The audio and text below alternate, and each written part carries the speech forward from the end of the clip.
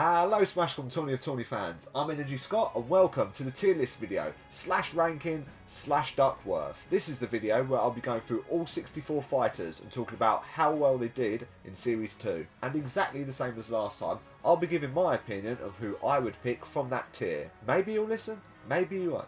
I don't know. Because let's not forget, most of the time, I'm wrong. However, the majority of this video is statistics. As I'm going through the profiles, if you're sitting there wondering, I don't know what he's pointing at, then make sure to check the bio. In there, you'll find the exact same video that come from Series 2, but at the start I do give a little tutorial. But I'm not going to do it this time. Instead, I'm going to crack straight on. So, we start with Tier A, which is the All-Star tier, and technically the most expensive and best fighters. Let's go!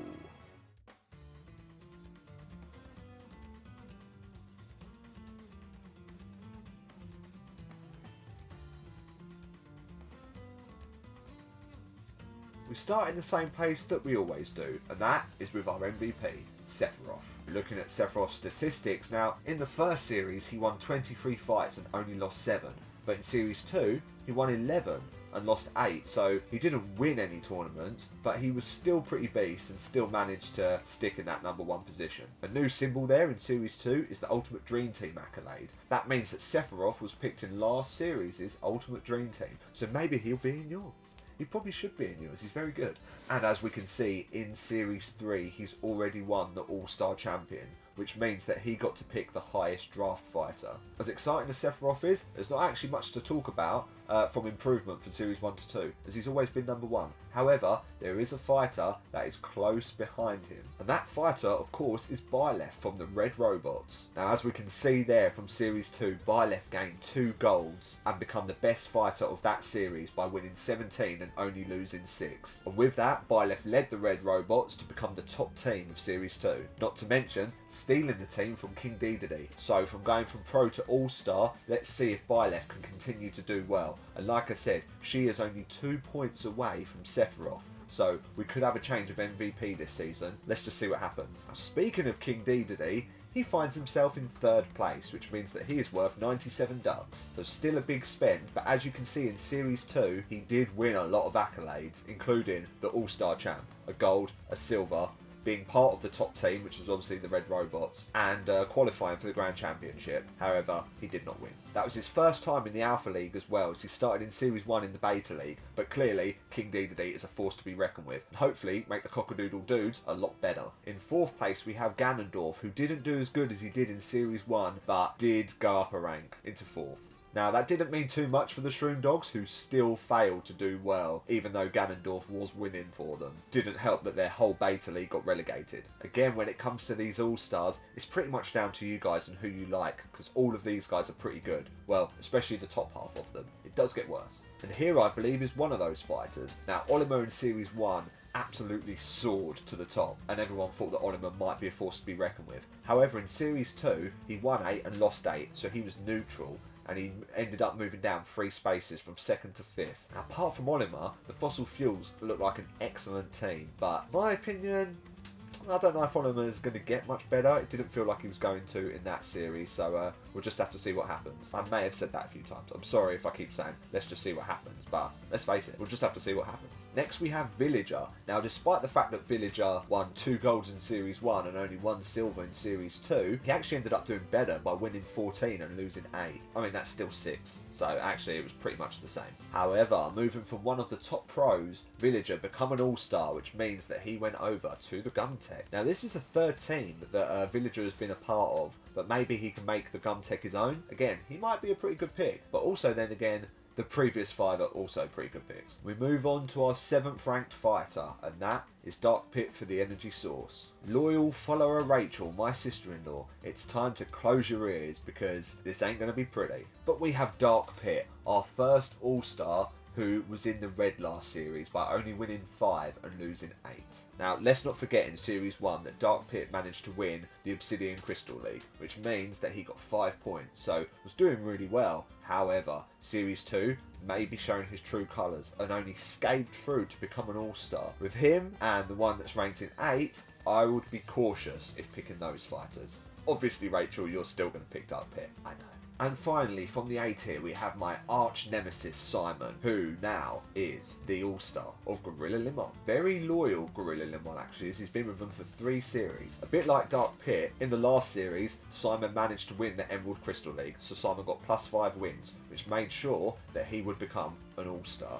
Now, without those 5, probably wouldn't be this high up. Again, if you're looking to save money, this is probably not the place. Now, I don't suppose you remember from last series, but I'm going to go through the Crystal League stand-ins. Well, just the ones who I think are important, and let's see who the best pick of this tier would be. Now, surprisingly, in the All-Star tier, there is a few fighters who could potentially do well in the Crystal Leagues. So let's take a look at who I think that could be. We start with Sephiroth. Of course, that's where we always start. Might as well start B tier with Sephiroth. But Sephiroth has 2 wins under his belt, as he's beaten Villager twice, which says to me, don't pick Villager if you're looking to win a Crystal League, that is. And also, there's 4 other Alpha League fighters in the Sapphire League, so Sephiroth does have a high chance of facing someone. However, there is someone else in that group, i.e. Sonic the Hedgehog, who is on 4 wins already. So remember, if Sonic wins 5, that means the Sapphire League will reset. That would therefore mean that Sonic would move over to the Topaz League, meaning that there will only be 4 Alpha League fighters in the Sapphire League. And then there's the Ruby League.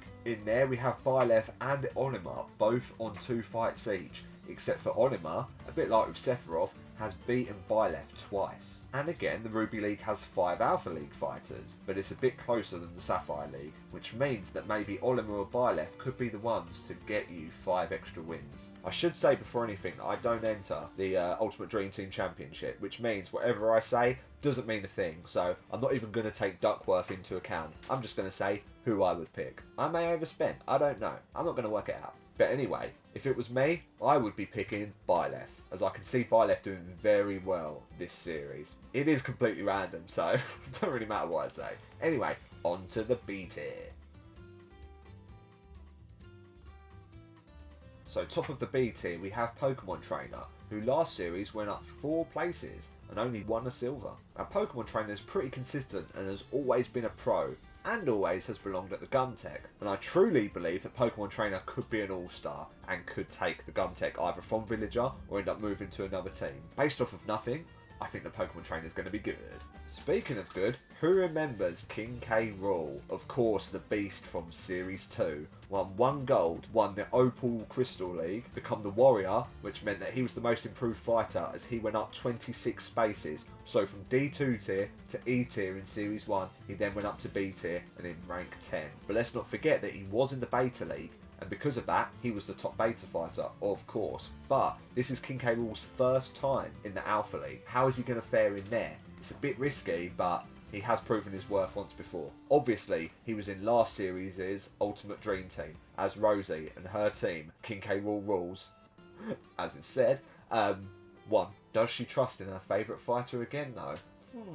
Now we have our first Fallen All-Star, which is Kirby. Kirby's now a pro, and in Series 2, won 8 and lost 8 as well, so neutral. Not really much else to say on Kirby. Always thought Kirby would be a lot better, and is quite shocked to see them in 11th place, to be honest. Now here's a surprise fighter, and that's Sheik. So Sheik won the Sapphire Crystal League quite early on in Series 2. From that point, didn't really do much else. I mean, she only won 6 fights out of all 8 tournaments. I'm not sure how Sheik is so high up. Probably wouldn't be a safe bet for me. However, you could be a loyal fan of Sheik and you could see potential, so... And next we have a few fighters who were promoted from relegation and drafted into the main leagues last series, and a few of these fighters did really well. Firstly, we have Steve from the Cockadoodle Dudes. For his first tournament, he won 14 fights and lost 8. However, I think just to Steve's disadvantage is the next 2 fighters, I believe, did win a gold, and Steve didn't. And one of those is Pyro Mithra from the Fossil Fuels, Series 2's top Delta League fighter. Drafted into an amazing team with the Fossil Fuels and what they're looking like for this series. 13 wins and 7 losses, and just like Steve and our next fighter, this will be the first time that they face people in the Alpha League. Our other fighter being Banjo and Kazooie, who also got that 1 gold. And until we look at the Crystal League, I've not got much else to say about those 3 fighters. Hopefully they continue to do well. Who knows, they could enter All-Star territory this series. Now our last fighter is Meta Knight. People seem to like Meta Knight as he gets picked quite a bit, and he was part of the Ultimate Dream Team who won last series. However, I keep saying however, he won 9 and lost 8, so he was still +1, but he really goes under the radar for me. Out of all those fighters in B tier, which is a really close tier, I don't know if I'd want to pick Meta Knight. And the Cosmo Vipers, this is probably the weakest they've looked. Did say that last series, and they ended up coming second, so I don't know what I'm talking about.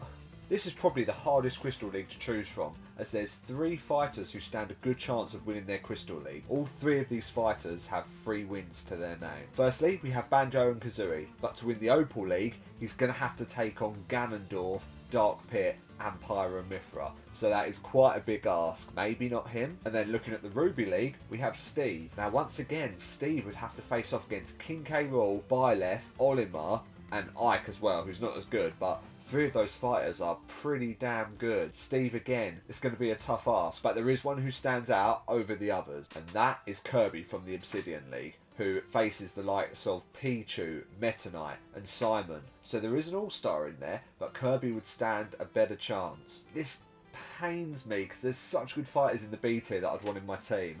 I'd want Pokemon Trainer, King K. Rool, Steve, Pyra/Mythra, Banjo, but in all honesty, going with my head instead of my heart, take note some people, I would go with Kirby. I think the C tier is a lot more obvious, so let's have a look at that now.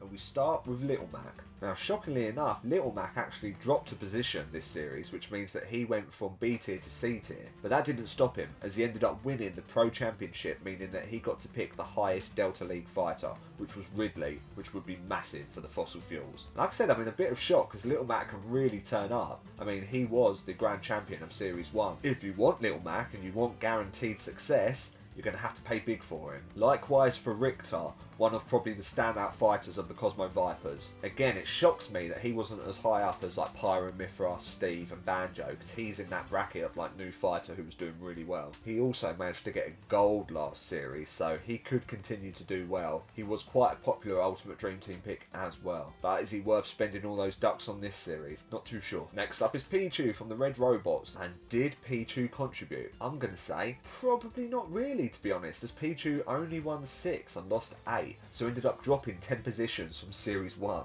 which is a massive, massive drop. Now it's hard to get behind someone when they've fallen so far and the momentum seems to be against them. Probably avoid Pichu, sorry. And Robin as well. Robin wasn't that good. You can tell it's the first time I've looked at some of these statistics. My god. But despite that, Robin only won 6, lost 8, exactly the same as Pichu, and ended up dropping 8 positions. So Robin is still a pro, but instead of having the depth of the Fossil Fuels this time, Robin has been traded to the Shroom Dogs, which are notoriously bad. Maybe they can find something in themselves to win this series. Who knows? Not according to my predictions. But anyway, we move on. If there's one thing the Red Robots can do, it's can keep some of their star people. And this time, we have Dr. Mario, who like Pichu, has been in the Red Robots for 3 series now. Now compared to the others we've looked at, that's actually not too bad, but for some reason, nothing's grabbing me about Dr. Mario, so tough one. Now on the lighter side, we have Pac-Man from the Energy Source, and to be honest, an Energy Source fighter that I'm looking forward to. Pac-Man won 1 silver, but ended up winning 13 fights and losing 8, which compared to their first series, where they was in -2, is pretty damn good. That also saw them come from F tier to C tier. Of all of those C tier fighters, Pac-Man's the one who probably excites me the most. Now, I'm probably just because I'm biased, because I'm an Energy Source fan. I don't know, maybe you guys will see the light. Of course though, there is my hero, Sonic the Hedgehog. Last series, Sonic got a gold, won 10, lost 7. Now this made sure that Sonic just about crept into the C tier, and Sonic has gone over to Gorilla Limon, which I think will really strengthen their team. And to be honest, I think the Limon are another good team this series, in comparison to their usual rubbishness. But I digress. Sonic. Now, let's not talk about it just yet, but Sonic for me is going to be a very good pick, and we'll obviously learn why if you haven't picked up from this video already. So lastly there's Dark Samus, and considering those 4 accolades that stand out there, and obviously Dark Samus being part of the Ultimate Dream Team, she won the Amethyst League, which means that she got +5. And a bit like Sheik, if she didn't have those +5, she probably would have been in massive trouble. So the fact that Dark Samus is the lowest ranked pro fighter, lowest ranked C tier fighter, and is part of the duo of Gorilla Limon fighters who are near the bottom, if you was to pick one of them, don't pick this one. Unless you want to, then you can do whatever you like, that's absolutely fine. But if I was to pick one, I'm probably going to pick Sonic, and look at why. He's already won 4 fights to the Sapphire Crystal League and only needs 1 more until he gets those +5. Now remember, this series, you have the chance to pick a star fighter, which means that fighter will get double the wins. So let's say that Sonic is the first one to come across a Sapphire League fighter. If he gets that 1 win, say, then that means that he'll get +5 for the Crystal League, and if you get double points, so you're on 6 at the moment, you will get 12 points just for that 1 win. Now I don't want to say I'm a pro, and I've seen it robbed from people right under their feet. Solid Snake, I'm looking at you. If I was a gambling man, and I'm not even looked at the other Crystal Leagues, I would probably have to pick Sonic. And for the other fighters in there, I honestly can see a full sweep of Tier C being Sonic, and for the price as well, very cheap. Now before we move on, don't forget that your first 3 picks, so the 3 we've just gone through, will be automatically entered into the Valiant tournament. If you haven't watched the video already, the Valiant tourney is a match between all of the Ultimate Dream teams facing off against each other. The first round is 3 versus 3, which means that your A, B and C tier fighter will face off against someone else's A, B and C tier fighter. So keep that in mind when picking, because you're going to need some strong fighters. Anyway, welcome to the D tier. Now the D tier has some real uppers and some real downers. There are some bad ones in here. I say bad ones, they're just in bad form. Anyway, we start off with a very strong one, and that is the Grand Champion from Series 2, Shulk. So despite that massive win, Shulk only got 10 wins and lost 8. Shulk didn't even win a tournament, but by coming second and qualifying, Shulk was able to win the Grand Championship. So where did that put Shulk? I'll tell you where. Shulk has been one of the biggest trades of Series 3 and traded with King Dedede coming from the Cockadoodle Dudes over to the Red Robots, last season's top team. Now the Red Robots, I'm not sure if they're as strong, but adding Shulk to the team could be massive. Now I do think Shulk is going to be pretty good, but honestly, I would struggle picking. I would struggle spending that much on one fighter, unless they were like guaranteed success, like Sephiroth for example. I move on to the Energy Sources OG All-Star, but now consistent D tier fighter, Pikachu. Now look how empty Pikachu's slab is. No accolades at all, which means that Pikachu hasn't even come second in any fights yet. But Pikachu is a very popular character. Is it worth spending that much on him though? And similar, we have Link.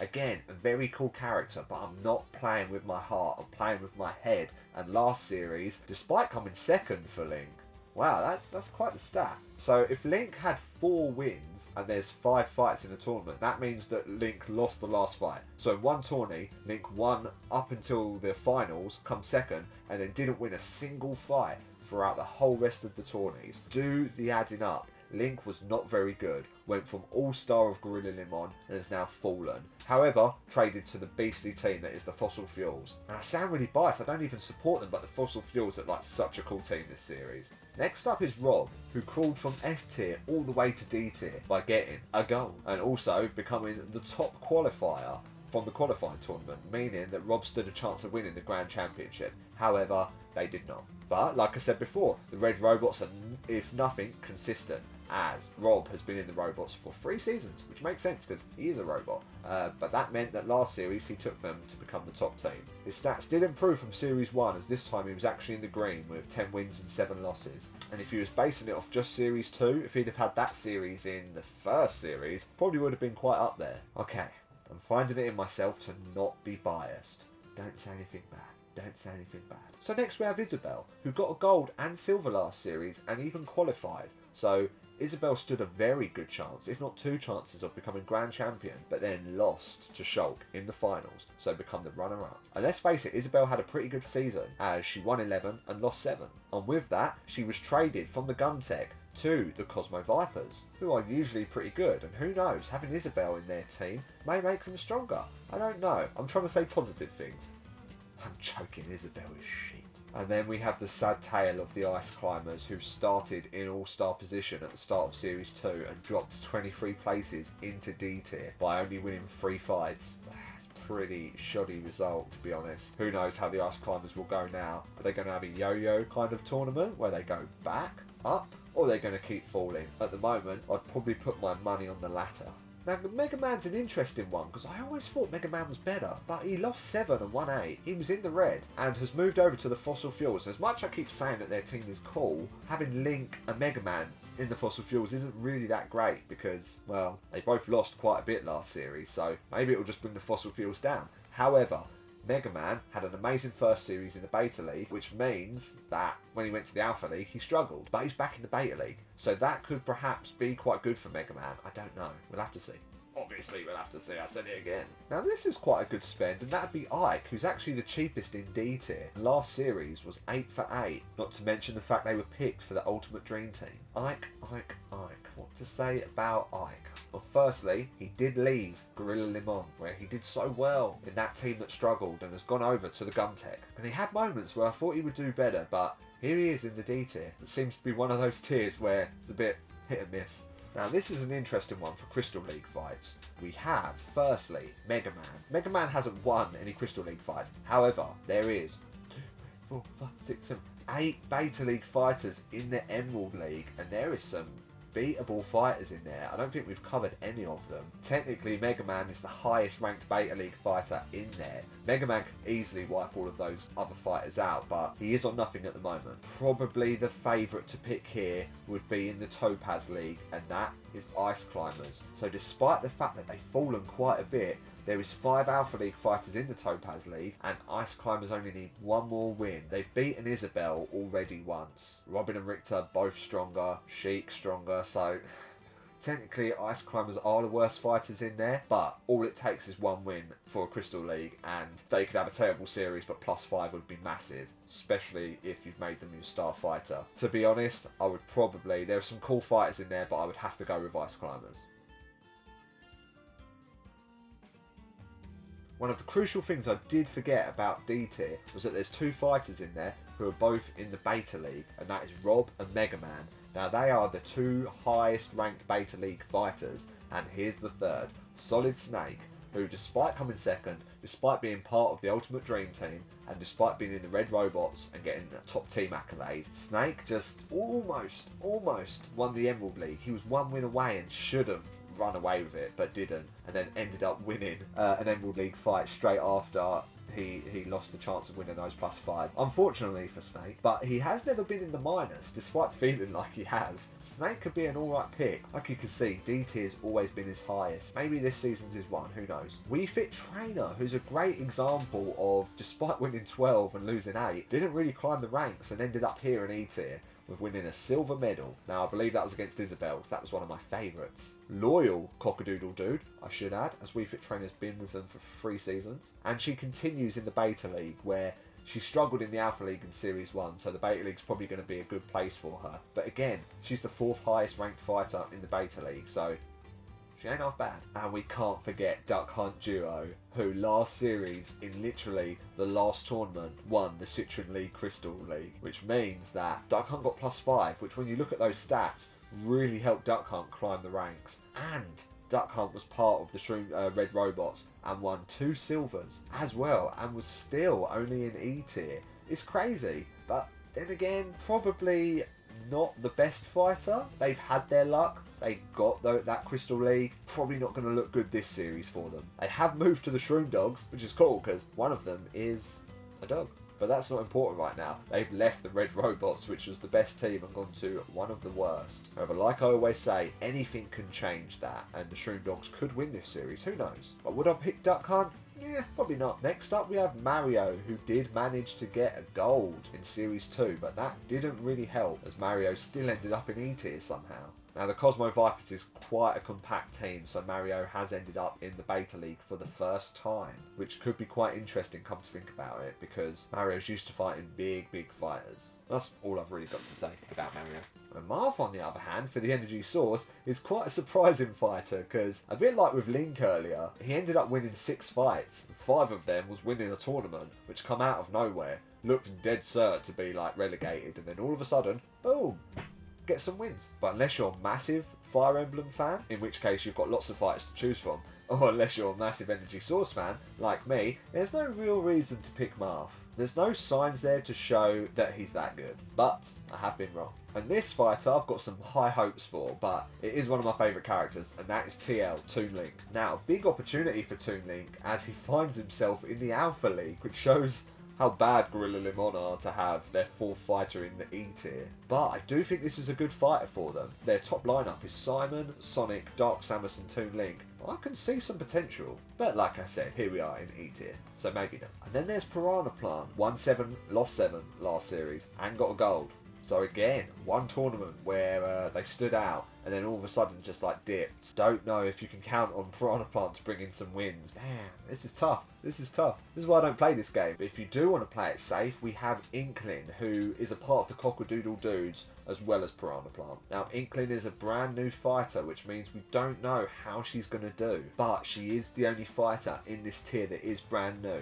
Despite the fact I think we have 5 more brand new fighters, that could be a golden star amongst that tier. And costing the least as well. Oof. Oof, oof, oof. Let's take a look at the Crystal Leagues and see if that may change my mind. So Inkling, obviously being in this first tourney and hasn't come across a Crystal League match in the draft fights, does have a few fighters in the Ruby League, as we've observed before. Is she going to beat the likes of Zelda, Roy the Boy? Actually, probably. Kazuya and Greninja. She is the highest ranked out of all of them. So potentially Inkling could be a good pick, but is Steve going to win it before she even has a chance? I don't know. Another safe bet would be anyone from that Emerald League, and I'm going to say that for most of the Beta League fighters. So you've got Snake and you've got Duck Hunt Duo. Snake does have a win to his name, but also Snake is a massive bottom. So that one is tough. I think I would gamble, to be honest, on Inkling. I wouldn't even look at the Crystal League fights for the E tier. I mean, I'm just jinxing it. But no, let's go with Inkling. I'd pick Inkling.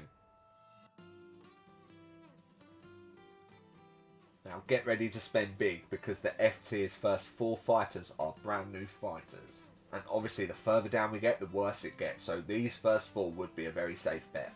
And we start with Kazuya from Tekken. Almost impossible to guess how good these fighters are gonna be. And if Kazuya is anything like Ryu or Ken, and the way he fights and like facing forward, I just don't know. Kazuya did look good in the drafting. Oh, Kazuya's good. And part of the Fossil Fuels as well, like I said, cool team, and I've said that a lot. They've also got another brand new fighter as well, FYI. But we'll get to that.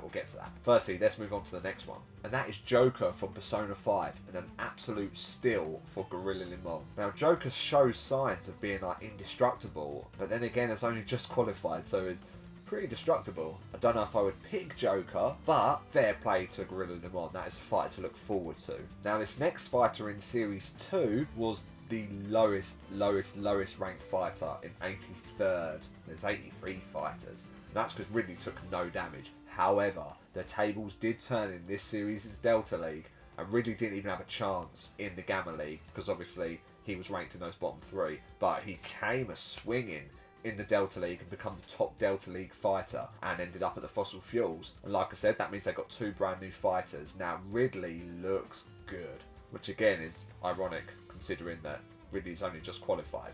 But really looks good. Perhaps that would be the one to spend money on. Actually, 100% spend money on Ridley. Hold the phone. Fuck off everything that I just said, because I'm not picking Ridley. I'm picking Sora, baby. What's the point of even going to the bit later on? I'm picking Sora. Crystal League, I'm picking Sora. I'm loyal. Picking with my brain? No way. Based on no evidence, I'm picking this kid, because he's my guy. And guess what? He's an energy source fighter. And it wasn't staged. Oh, no, I'm joking. Sora. Listen, you know, I'm not going to keep going on about it. But why would you pick anyone else? Please, just tell me. What a bargain. He is the lowest of all the new fighters, which means he's the cheapest. So technically, picking Sora, saving bucks. Oh, for God's sake, Sora's not even the lowest fighter. Just don't listen to me. Maybe we should just move on. Let's not. Let's focus on Chrom.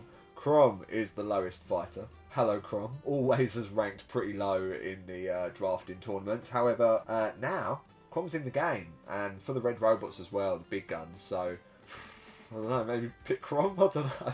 Pick anyone, I don't care. I'm not going to judge. Right, I'm going to rein myself back in and we're going to talk about Lucario, who's moved over to the Shroom Dogs. Everyone who's obviously been promoted and drafted, they are all on 0-0. So they're neutral, which means everyone under this is in the minus. So it's just picking someone from a bad bunch. We really want to see Lucario do well last series. Just couldn't quite get there. And like I said, mentioning these next few is going to be tough because there's so much better fighters to pick in this tier.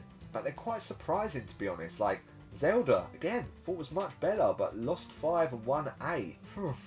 Loyal to the Gum Tech, though, if that's something for Zelda, so big up. Here is a prime example of a bottom tier fighter, who I believe to be quite good, and if you're looking to save money, Incineroar might be a pretty good shout. I say that, but Incineroar has never been in the Plus. Also, never been in the Alpha League. That's blown my mind. I thought Incineroar was better than that. Obviously not. Maybe the Crystal Leagues will say otherwise. So Zelda does have 2 fights under her belt, so that is a good safe bet. However, some of those brand new fighters, so Chrom, Ridley, Sora, are all in the Emerald League. And again, there's a lot of Beta League fighters in there. Ridley also has a win, and that was against Sora. And I don't know if you guys have seen yet, but I have released the fixtures for Alpha League 1 and Beta League 1. And in Beta League 1, Ridley and Sora face each other in the first fight. And considering Ridley has beaten Sora before, he could be a safe bet. So if I was to choose anyone, I'm picking Sora, baby! I couldn't resist. I'd probably pick Ridley if I was going with my head, but I've waited 3 series for this. 3 series! Let's go!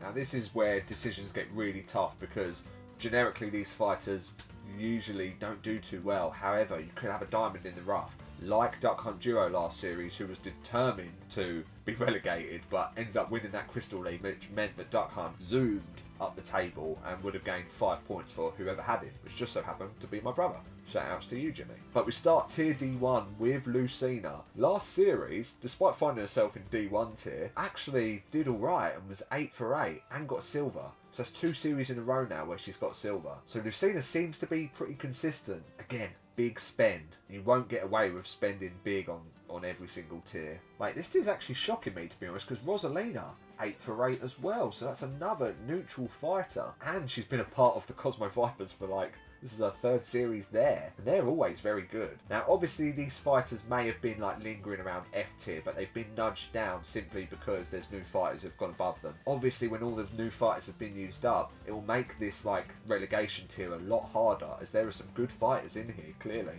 And would you look at this? Another fighter, exactly like Lucina and Rosalina and Luma, and that is Cloud. Despite doing pretty poorly in Series 1, he also got neutral in Series 2. That's 8 wins, 8 losses. D1 isn't as bad as it usually is, because usually they're like in the minus. I mean, Cloud is in the minus. But he still got neutral last series, and in the first series, he was actually part of the Ultimate Dream Teams. Cloud's not too bad. And a good result is that he's gone to Gorilla Limon, so for them, that's excellent. I keep saying that's good for them, but maybe it's not, because he was, the Fossil Fuels is like one of their worst fighters, which is why he's gone to Gorilla Limon. But maybe this series he could turn it around, who knows? Okay, it was obviously going to go downhill at some point, and here it is. We have Palutena, who had an awesome Series 1 where she'd become a pro fighter for the energy source. But last series, she only won 3 fights. Palutena was a bit useless. She has gone down to the Beta League now, so it's her first time in the Beta League. Considering in the past she's done well in the Alpha League, who knows how she'll get on in there. But let's go Palutena. And if there was ever a time to listen to me, this would be the time. I wouldn't pick Bowser.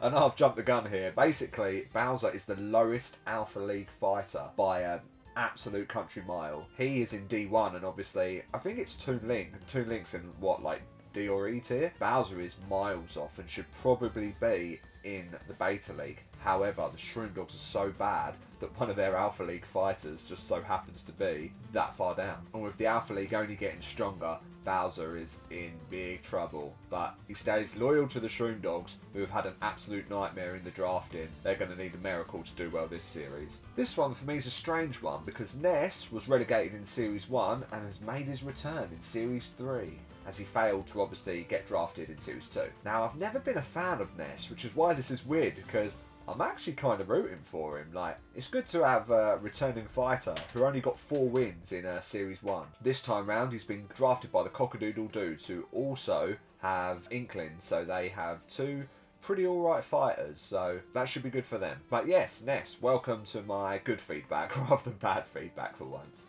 And next up is DK, the Gorilla Limon loyal fighter who was once their all-star but has not managed to have a series in the plus yet. His first series, 7 wins, 8 losses. Second series, 4 wins, 8 losses. DK's pretty bad, and I don't know how he's not been relegated yet, but he keeps holding on. Now he finds himself in the Beta League, so maybe that could help. Similar to Pikachu earlier, look at all of his accolades.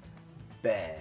Literally nothing to even talk about. He just keeps going down. He went from, originally he was ranked obviously as an all-star, so he dropped by 25 places and then 15. So come on DK, pull your finger out. And our final fighter is very similar to Ness, and that is Yoshi, who I had never really cared for Yoshi before. But now, I mean maybe more so that he's an energy source fighter, but I'm kind of rooting for Yoshi as well. Another fallen all-star, as obviously Yoshi was all-star for the Fossil Fuels in Series 1, but got relegated because he only got 3 wins. I feel like his bounce back may be better. It's kind of cruel when you get relegated from the Alpha League without even attempting the Beta League. Should be interesting to see how Yoshi does in the Beta League. Gotta be rooting for him, and if you want to save yourself some ducks, could be a good option. Once again, we find ourselves in the Emerald League, and this time it's with Cloud. Now, because there's not been many wins, the Emerald League is up for grabs, and you've got Cloud there with all those Beta League fighters, so I am biased because I really like Cloud. That means I should probably avoid him, but in this situation I would probably pick him. All of the others not so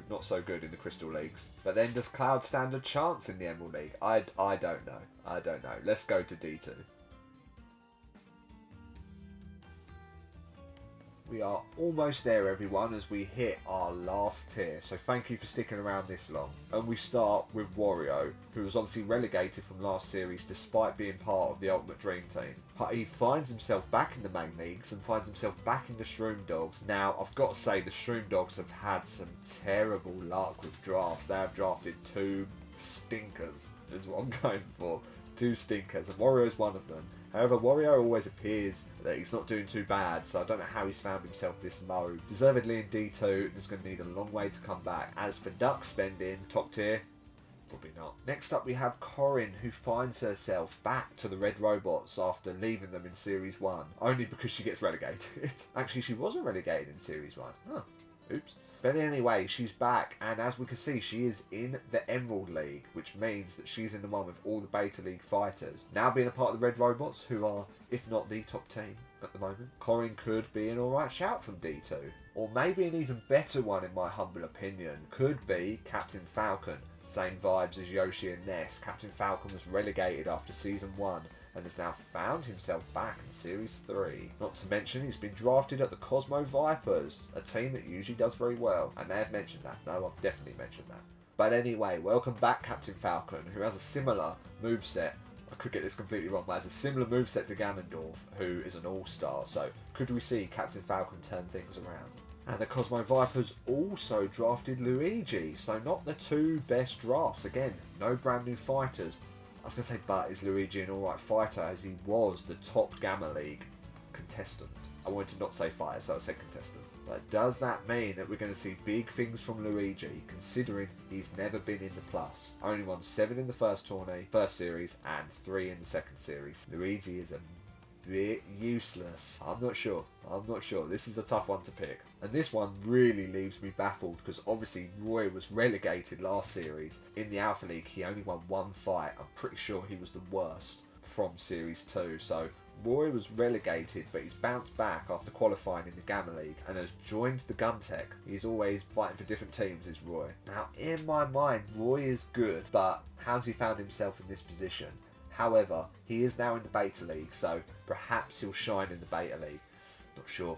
Not sure, maybe worth a gamble. Greninja, on the other hand, has been relegated twice. One of them from Gorilla Limon and one from Energy Source. Now, Greninja is now back at Gorilla Limon, which is terrible news, let's face it. Again, another fighter who has only seen red. I do think there's fighters in this tier that are worth probably having in your team. I'm not sure Greninja is one of them. Remember, this is a really crucial thing, but a couple of the fighters I mentioned before, like Cloud and Lucina, I think it was Rosalina, they were 8 for 8. But that's 8 wins for you guys who are playing at home. Losses don't count, and that's pretty crucial to this. I probably should have spoke about that through the other tiers, but I didn't. It's been a long time. Anyway, I digress again, as we have the yo-yo that is Falco. Not that Falco was relegated in Series 1, but Falco's never really been that good. 9 wins overall, which is pretty poor. Now, I understand wanting to pick Falco because he is a cool character, but for some reason, he ain't that good, which is a shame because the likes of Wolf and Fox are also not in the league, so Falco is repping Star Fox at the moment. For that reason alone, maybe we should be picking Falco. I'm not mentioning any names here, but unless you have an affiliation with Bowser Jr., or in other words, Roy the Boy, the legend that is, unless you have some sort of weird obsession with this character, let's say maybe you have to be them on Mario Kart. You whip everyone on Mario Kart because you picked Roy the Boy. We all know I'm looking at you, Roy, because no one else in their right mind would be picking Roy the Boy. Not only did he skim through as the lowest draft fighter, knocking out Hero, who could have been a mid-range good pick, Roy the Boy qualifies yet again, and we hit a Series 3. Now, I'm not dissing Roy the Boy on entertainment value. He's become a legend in the Smashcom community. Let's face it, absolute legend. Do not pick Roy the Boy. I advise strongly. Roy, I know you're ignoring me. And I trust in you. I know that you'll make good judgment. And this could be your series. But Roy the Boy, oh, I know you're picking Roy the Boy. I don't know what I'm chatting about, but everyone else, stay clear. So to finish off, we find ourselves once again in the Emerald League, and that is because of Corrin. Corrin is quite a bit of money, but has the opportunity to fight a lot of people in the Beta League, so Corrin could potentially be alright. Now, a lot of the decisions I've made have been based on Crystal League results rather than anything else, but I'm going to stick by that, and I'd say Corrin is probably the best pick from here. I've got high hopes for Roy. That's Roy, not Roy the Boy, Roy. Well, I hope Roy the Boy proves me wrong. Hands up. I hope he proves me wrong. Please prove me wrong. I will make an apology video if he ends up winning anything. You heard it here first. But that's it. We've gone through all of the tiers. Just to round up, I might just do a sneaky little thing for you guys as you stuck around this long, and that sneaky thing would be my predictions for this series. Interesting, right? I've never done this before, but there are the standings for Series 1 and 2, with Series 3 just replicating Series 2 because nothing's happened yet. To the right of that, in its own column, I have my predictions. Okay, admittedly, this isn't just me. This is all down to the Duckworth of those teams. So similar to you guys getting to spend 540, if it was down to Duckworth and who would be the best, this would be the standings. In last place, we would have Gorilla Limon yet again, followed by the Shroom Dogs. Nothing much changed there. It's obviously a bit of a surprise because the top 4 fighters have all drafted new fighters, which is why they are at the top. So that would put the Cosmo Vipers in 5th place, considering that they drafted Luigi and Captain Falcon. Luckily for me, the Energy Source would be 4th, and that's because we drafted Sora. In 3rd place, we would have the Red Robots, who drafted Chrom, which is why they're so high, but don't forget they have fighters like Byleth who put their ranking well up there. In 2nd place, the Fossil Fuels, who I have a feeling will do good, as I've mentioned a lot of times, and in my opinion would probably come 1st, but due to Duckworth, we find them in 2nd, which then leaves us with the consistent 4th place team of the Cockadoodle Dudes in 1st. And Ness was the other, which is crazy because considering that the Fossil Fuels have gained 2 brand new draft fighters, they're only in 2nd, so maybe it's the dude's time, and King Dedede, having a bit of spite in his system, may want to take it to the Red Robots, and we could see the Cockadoodle Dudes winning. But here's my prediction, so that may influence what team you pick, it may influence what fighters you pick. You may just think, avoid that at all costs because Scott is always wrong. Inside knowledge, I'm telling you it here first. These videos are long, to no one's surprise, so I really appreciate you all sticking by and watch this. Hopefully this has given you a bit of inside knowledge into picking your ultimate dream team. All of the tier standings are on my social media, so if you check Facebook and Twitter, you'll probably find some interesting stuff there. I mean, you'll definitely find some interesting stuff there. Now, it takes about 5 to 10 minutes to pick your team, and then you can be involved as much as you like or as little as you like. But I truly mean it when I say thank you for getting involved. Now, if you have numbers on Mac, don't forget that I can send you the team selector. This will make your life easier in picking a team, and you won't have to get a calculator out to add anything up. Everything else you need will be in my bio. And please, if you can give me a follow, give me a like, give me a comment, I will appreciate all of those things. But for now, it's been a pretty long night, so the last thing I can do is wish you all good luck in picking your teams. Lots to look forward to this series with, remember, 4 trophies. If you don't know what I'm talking about, again, take a look in the bio and it will show you all the prizes you can win for getting involved. For now though, I've been Energy Scott. Thank you once more, and I will see you guys very soon when Series 3 begins. Let's go!